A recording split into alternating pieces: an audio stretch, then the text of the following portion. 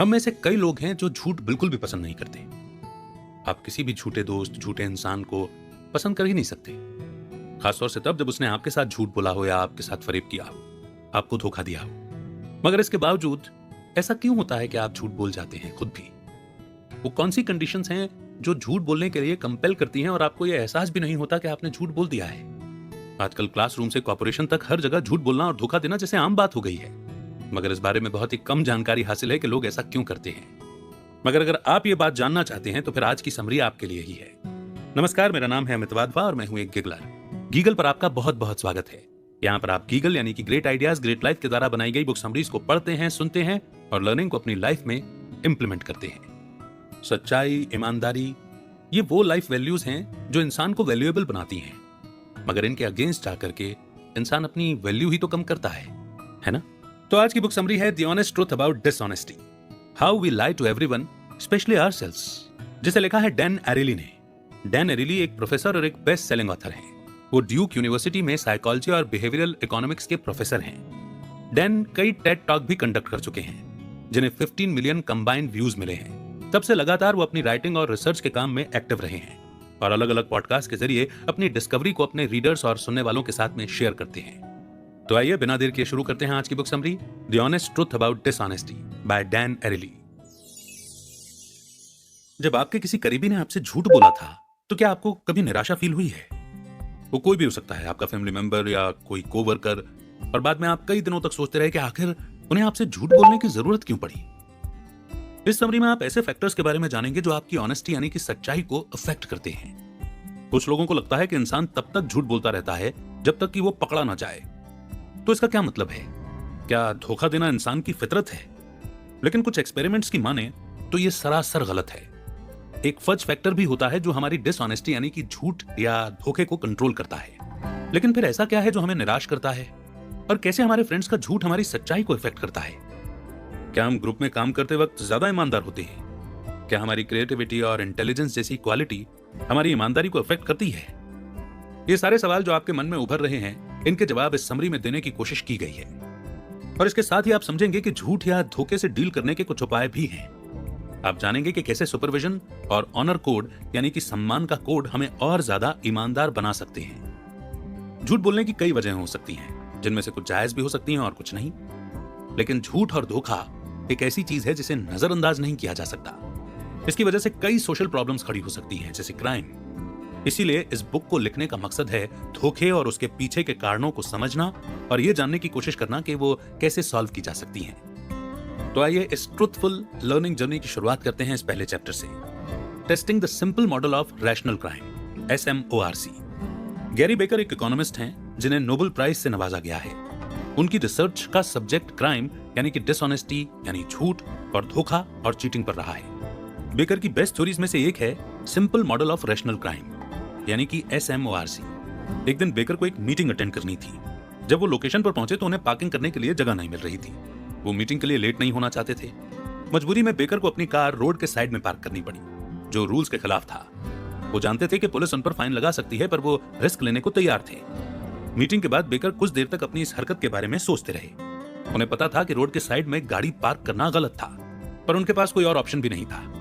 और इस तरह ये एक छोटी सी घटना SMORC की फाउंडेशन बनी। बेकर को लगता है कि लोग कोई भी गलती या क्राइम करने के पहले उसके फायदे और नुकसान दोनों देख लेते हैं। ठीक यही लॉजिक सच पर भी अप्लाई होता है। लोग तभी झूठ बोलते हैं जब उन्हें पकड़े जाने पर नुकसान कम और झूठ बोलने में ज्यादा फायदा नजर आ रहा हो। लेकिन इस मॉडल के साथ एक प्रॉब्लम है, लोग पूरी तरह से लॉजिकल नहीं होते।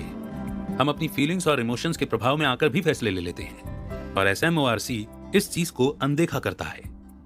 3 रिसर्चर्स ने एक गेम का इस्तेमाल करते हुए, जिसे मैट्रिक्स टास्क कहते हैं, SMORC को टेस्ट करने का फैसला लिया। इस टेस्ट में पार्टिसिपेंट्स को मैट्रिक्स के नाम से एक मैथमेटिकल कॉन्सेप्ट से जुड़े 20 सवालों को सॉल्व करना था।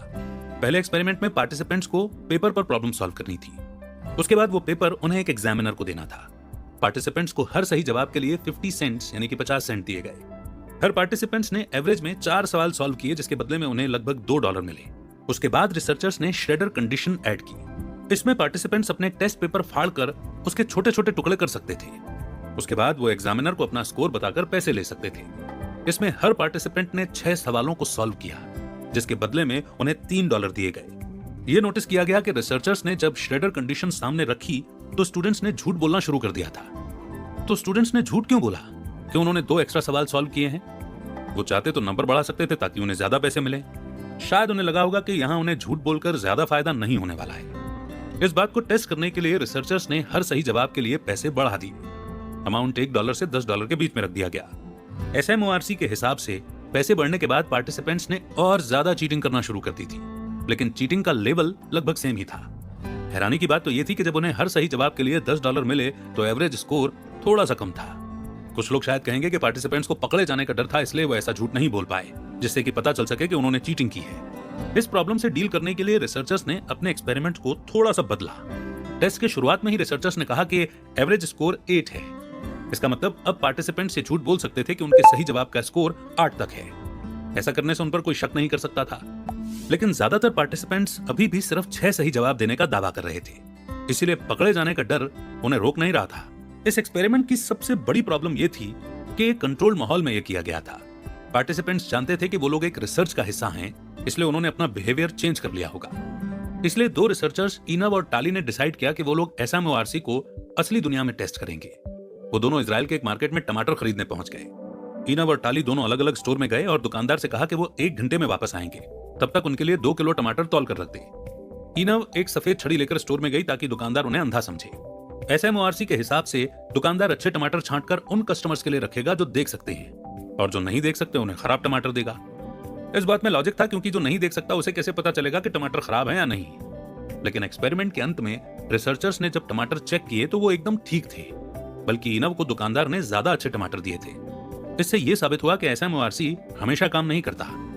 बेशक इंसान नुकसान और फायदे से मोटिवेट होता है, लोग ज्यादा से ज्यादा पैसा कमाना चाहते हैं, उसके लिए चाहे चीटिंग ही क्यों न करनी पड़े। हालांकि यही इकलौता कारण नहीं होता है। हम न सिर्फ दूसरों की नजर में बल्कि खुद की नजर में भी अच्छा दिखना चाहते हैं। हम चाहते हैं कि लोग हमें अच्छा और ईमानदार समझें। साइकोलॉजी में इसे ईगो मोटिवेशन कहा जाता है। फायदा और ईगो मोटिवेशन एक दूसरे के अपोजिट जाते हैं, लेकिन हम खुद को तब तक ट्रिक करते रहते हैं जब तक कि हम थोड़ी बहुत चीटिंग कर रहे हों। अब जरा उन स्टूडेंट्स पर गौर कीजिए जिन्होंने मैट्रिक्स टास्क में चीटिंग की थी। उन्हें इस चीटिंग का फायदा मिला, लेकिन उन्होंने सिर्फ 2 सवालों के बारे में ही झूठ बोला था। यानी वो खुद को कन्विंस कर रहे थे कि हम तो ईमानदार हैं, बस 2 सवालों के लिए ही तो झूठ बोला है। तो इस कॉन्सेप्ट को समझने के बाद बढ़ते हैं आगे नेक्स्ट चैप्टर की ओर। Fun with the fudge factor.